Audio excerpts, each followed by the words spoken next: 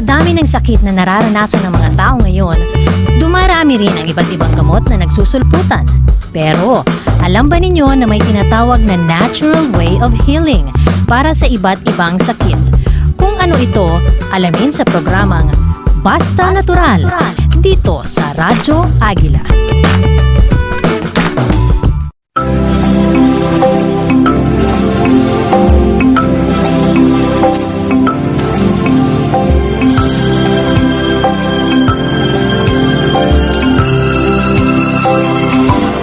Medyo nakakabahala kung meron kayong anak na yung biglang lalagnatin, wala namang ubo, wala namang sipon. Ayan. At sa bata kasi, pangkaraniwan yung UTI.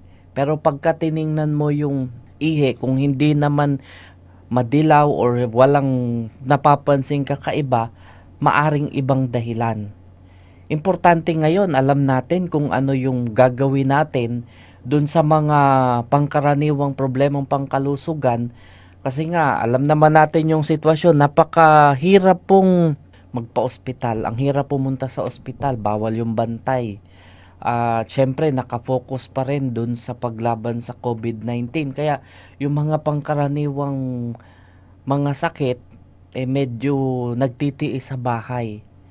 Ngayon, ang isa pang dapat na i-check kapag ka ang bata ay medyo may sinat ay yung tonsils.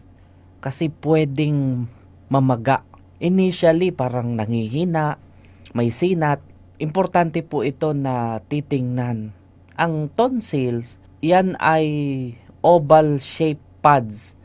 Nandun sa lalamunan. Pagka sinilip nyo, nandoon sa may gilid, sa pinakang loob.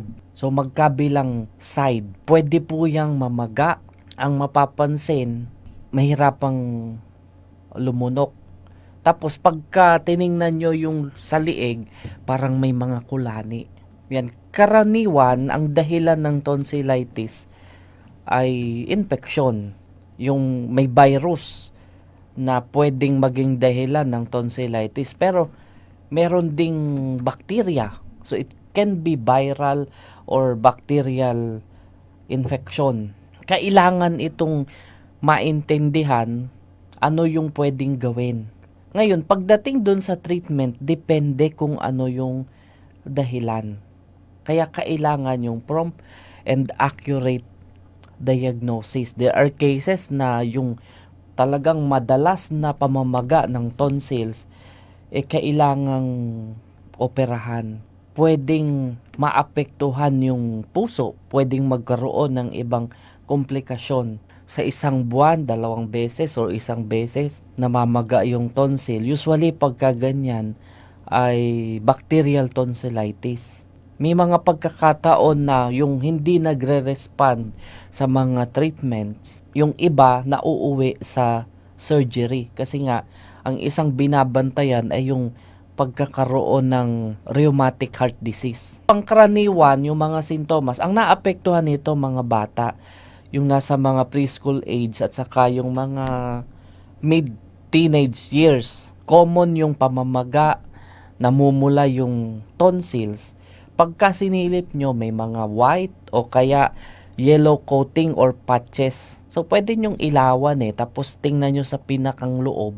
Nasa magkabilang side siya. Siyempre, nandyan yung sore throat, nandyan yung nahihirapang lumunok or masakit, may lagnat, yung lagnat pwedeng on and off, tapos yung pagkakaroon ng lymph nodes, ng kulani sa liig. Ngayon, yung ibang sintomas like yung pagsasalita medyo throaty o kaya scratchy, mapapansin nyo iba magsalita. Sa mga bata, merong iba na yung pananakit ng sikmura, yun yung dinadaing. Nandun din yung bad breath. Minsan nandyan yung stiff neck at saka pananakit ng ulo. Pero sa iba, halimbawa, yung talagang bata na hindi makapagsalita, hindi niya ma-describe ano yung kanyang nararamdaman, yung mga nabanggit nating ilang mga sintomas, pwedeng mapapansin yung sobrang paglalaway or nahirapang or masakit lumunok. Sa bata, yung ayaw kumain, walang ganang kumain. Saka yung unusual fussiness, importante po na babantayan. Pagka ganyan, sa bata, na medyo may sina, tingnan nyo yung ihi. Kasi pangkaraniwan ay UTI at saka tonsillitis. So, pagka okay naman yung ihi, walang kakaiba. Kasi mapapansin nyo, pag may UTI sa bata, iba yung amoy ng ihi, sobrang dilaw.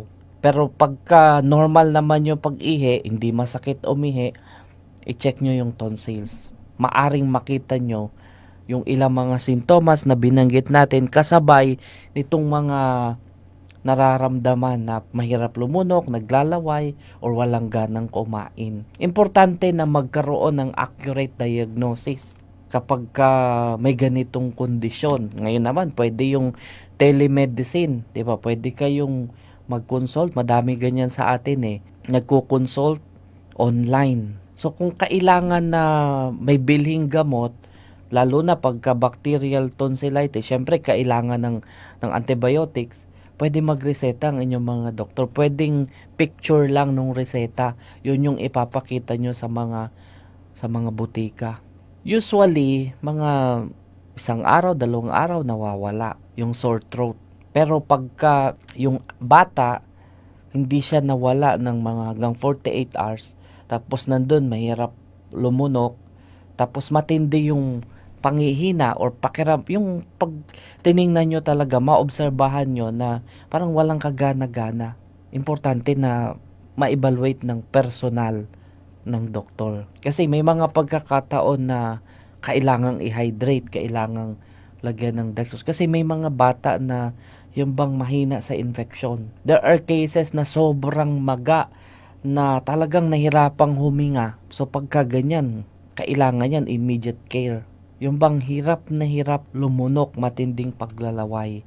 Kasi nga, maaring may ibang dahilan na dapat na tingnan. Ngayon, yung dahilan nito, commonly, viruses. Pero pwede nga yung magkaroon din ng bacterial infection. Sa bacteria, yun yung Streptococcus pyogenes.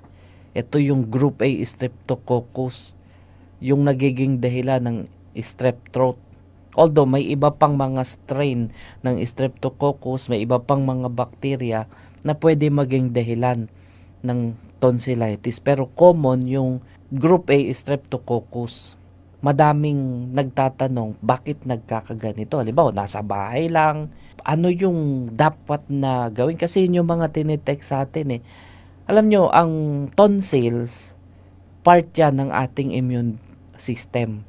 Yan yung first line of defense against bacteria and viruses na pumapasok sa ating bibig. Diba? Sa COVID-19, kailangan yung swab test dyan sa dulo. Doon yan yung sinuswab. Nandun siya doon dadaan, didikit. Kaya nga, vulnerable siya sa infection and inflammation. Kung titingnan natin yung risk factor ng pagkakaroon ng tonsillitis, unang-una, yung edad. Pangkaraniwan sa mga bata.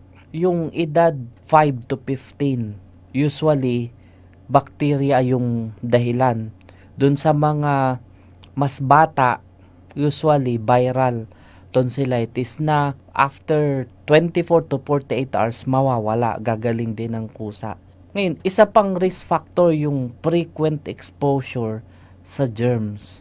Halimbawa, yung mga sa kalaro, although ngayon medyo minimal yung contact. Kasi nga usually kapag ka nasa school, pwede ring magkahawa-hawa dun sa mga bakterya. Lalo na kung merong mga kasama or kalaro na yung lagi na nagkakaroon ng tonsillitis. Although hindi siya yung magkakawan, kundi pwedeng sa droplets, madaming factor Kaya nga sa ganito, kailangan yung paghuhugas ng kamay.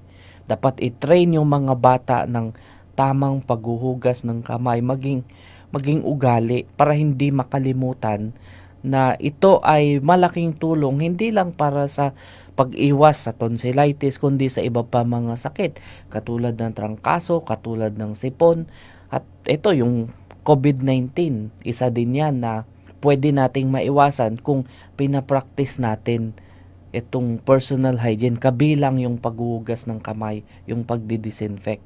Kung ang isang, halimbawa bata, nagkaroon nito, pwede magkaroon ng komplikasyon. Yung iba nagiging chronic, nandyan yung mahirapang huminga, yung iba, yung sa pagtulog, mahirap po pagka ganun, pwedeng magkaroon ng obstructive sleep apnea. Pwede ring kumalat yung infeksyon, mas malalim dun sa surrounding tissue.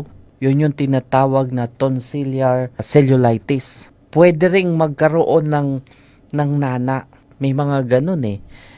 Peritonsillar abscess. So mahirap pagka ganyan. Kaya kailangan yung prompt treatment. Pero dapat malaman mo na kung ito ba ay bacterial or viral tonsillitis. Pangkaraniwan, bacterial. Yung mga viral kasi sa mga 2 years old pababa. Ngayon, pangkaraniwan yung streptococcus infection, yung group A or iba pang mga strain ng streptococcal bacteria, pagka hindi po siya na-treat or kapag ang antibiotic treatment ay incomplete, yung bang after 2 days medyo in-stop na kasi nga nandun yung factor na mahal, gumanda na yung pakiramdam. Pagka ganyan po, pwedeng mauwi sa mas malalang problema, yung rheumatic fever. Natalakay na natin yan nung nakaraan na dapat ding bantayan ngayon. Diba? Rheumatic fever na pwedeng maapektuhan yung puso, mauwi sa rheumatic heart disease, pwedeng yung joints maapektuhan at iba pang mga tissue. There are cases na nagkakaroon ng post-streptococcal glomerulonephritis, namamaga yung mga bato. So, isang problema pa rin yan na dapat nabantayan. Yung mga bacteria, yung mga germs, diba? Viral and bacterial tonsillitis, yung mga germs nito pwedeng makahawa. Kaya ang best prevention, talagang i-practice ang good hygiene. Sabi ko nga kanina, turuan ang bata na maghugas ng kamay, yung maayos. Sabi ng ating DOH, 20 seconds. Gawin nyo habang kinakanta nyo yung happy birthday 2 beses. Pag natapos nyo, tapos na yung ganun kahaba. Yung pagkatapos na mag-CR, bago kumain, pagkatapos kumain, dapat maghugas ng kamay.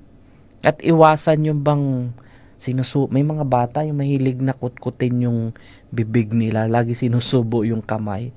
Ayan, i-train ng bata na wag gawin yon. Lalo na kung saan-saan humahawak. Ngayon, kung merong nagkaroon na ng sakit, medyo iwas doon sa sharing ng mga utensils or water bottles, yung mga baso. Ang isa pang dapat na gawin ay palitan din yung mga toothbrush. 'Di ba? Yung toothbrush, yung pinapasok sa ating bibig, baka yan po nandyan lang sa mga CR tapos walang cover, tapos napupuntahan ng ipis. Nako, hindi nyo alam yon kasi ang ipis halos lumalabas pagkagabi kung may ipis sa bahay nyo para talagang kita kung may dumi. Pagka merong nagkaroon ng tonsillitis, palitan po yung toothbrush. As much as possible, every 3 months po magpalit ng toothbrush. Tapos make sure may cover. Ngayon, para dun sa mga bata, yan, turuan din na yung bang kung may magkakaroon ng ubo or sipon or sisinga, yung paggamit ng tissue or yung paggamit ng elbow. Wag yung kamay. Kasi pag kamay ang pinangtabon, tapos hahawa kung saan, pwede kayong panghawa dun sa iba. Tsaka pagka suminga or umubo, tapos pinang-cover yung elbow or kamay, yan, kailangan ding turuan na maghugas ng kamay. Kaya talaga ngayon, importante ito, yung ganitong mga preventive measure. Simple lang po yan. Noong mga nakaraan, medyo nakakalimutan. Although lagi natin yung binabanggit dito sa ating programa, para makaiwas tayo sa iba't ibang mga sakit. O diba, ngayon, mas naintindihan natin itong ganitong mga gawi na dapat hindi mawala sa isip. Dahil nga ito, yung problema nating COVID-19, yan yung isa sa preventive measures na pwede nating gawin. Yung paghuhugas ng kami. Kahit kami po dito, bago kami pumasok, meron po kaming hand washing area, may tent. Bago kami pumasok, maghugas kami ng kamay.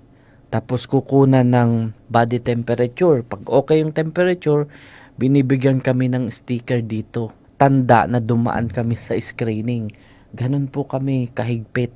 Sa panahon ngayon na ito yung nangyayari, hindi pa tayo sigurado pagdating sa bakuna, gawin natin yung mga kaukulang pag-iingat, yung mga health protocols, sumunod po tayo. Katulad ng binabanggit ko nung nakaraan pa, ginagawang mandatory yung pagsusuot ng face shield, lalo na sa mga public transport o sa mga pampublikong lugar. Gawin po natin na isuot po ng tama. Hindi po yan sombrero na masabi lang na may face shield, pag may manghuhuli or sisita, saka isusuot ng ayos. Yung iba, hirap pong hindi po totoo yun. Magdahan-dahan po kayo, hingang malalim, i-practice nyo po yun. Deep breathing exercise. Tuwing umaga, pagkagising, hingang malalim. Mag-stretching. Huwag yung pagkagising nyo, hahagilapin nyo, cellphone nyo, magtitingnan yung binabantayan sa YouTube o kung ano mang, hinga po munang malalim. Isa po yun sa makakatulong para mapalakas natin yung ating katawan, yung ating immune system, yung kung gaano kalaki or maga yung tonsils, meron na kaagad pwedeng ibigay na gamot. So, depende po yan sa inyong doktor.